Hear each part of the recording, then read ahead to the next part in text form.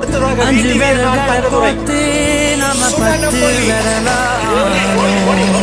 மனக்கோலத்தில் பார்த்தா அந்த சின்ன பொண்ண காணோம். சில நாளில் நீ என் தாயே, சில நாளில் நீ என் சேயே, நீ மடி மேல் சாயும் போது அந்த வானம் விரிக்கும் பாயே. எப்போதுமே என் கூட தான் என்று நினைச்சேன், இப்ப நீயோ போகும்போது செத்து பொழைச்சேன்.